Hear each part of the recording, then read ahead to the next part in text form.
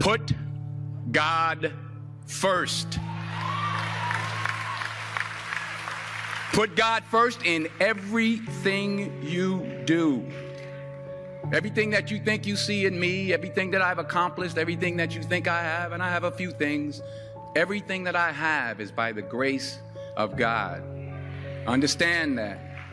It's a gift. I was sitting in my mother's beauty parlor, and I'm looking in the mirror, and I see behind me this woman under the dryer.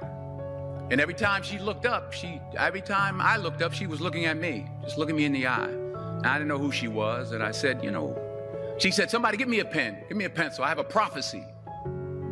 March 27, 1975, she said, boy, you are gonna travel the world and speak to millions of people. Now, mind you, I was flunked out of college. I'm thinking about joining the army. I didn't know what I was gonna do, and she's telling me I'm gonna travel the world and speak to millions of people. Well, I have traveled the world, and I have spoke to millions of people. But that's not the most important thing, the success that I had. The most important thing is that what she taught me and what she told me that day has stayed with me since. I've been protected, I've been directed, I've been corrected. I've kept God in my life, and it's kept me humble. I didn't always stick with him, but he always stuck with me. So stick with him in everything you do. If you think you want to do what you think I've done, then do what I've done and stick with God. Number 2, fail big. That's right. Fail big.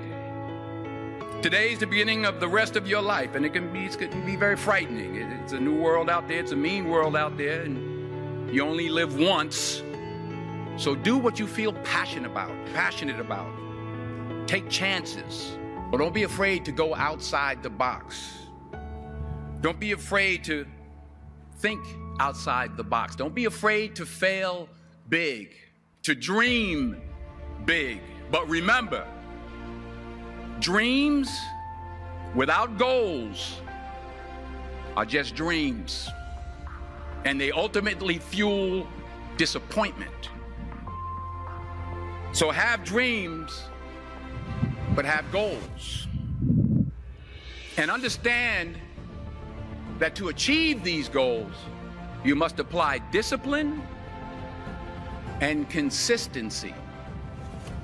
In order to achieve your goals, you must apply discipline, which you have already done, and consistency every day, not just on Tuesday and miss a few days. You have to work at it every day. You have to plan every day. You've heard the saying, we don't plan to fail, we fail to plan. Hard work works. Working really hard is what successful people do. Remember that. Just because you're doing a lot more doesn't mean you're getting a lot more done. Don't confuse movement with progress. My mother told me, she said, yeah, because you can run in place all the time and never get anywhere. So continue to strive, continue to have goals, continue to progress.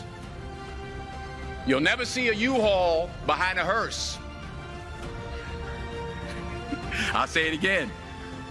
You'll never see a U-Haul behind a hearse. I don't care how much money you make, you can't take it with you. And it's not how much you have. It's what you do with what you have. We all have different talents. Some of you will be doctors, some lawyers, some scientists, some educators, some nurses. The most selfish thing you can do in this world is help someone else.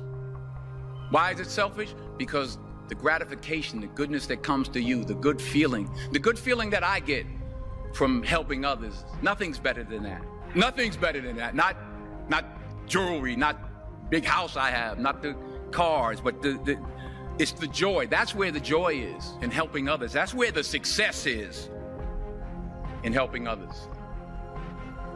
Finally,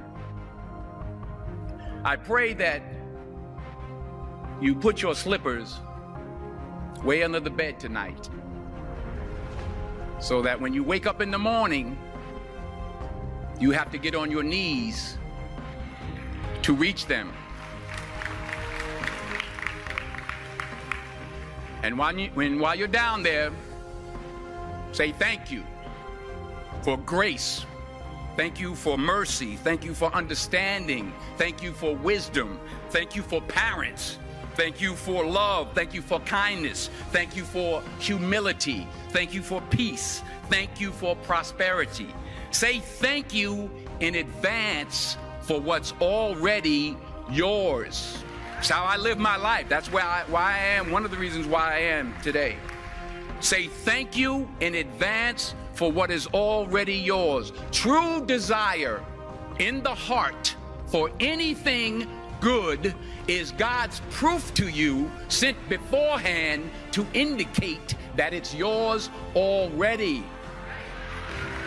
I'll say it again. True desire in the heart, that itch that you have, whatever it is you want to do, that thing that you want to do to help others and to grow and to make money, that desire, that itch, that's God's proof to you, sent beforehand already to indicate that it's yours. And anything you want good, you can have. So claim it. Work hard to get it. When you get it, reach back. Pull someone else up. Each one, teach one. Don't just aspire to make a living. Aspire to make a difference.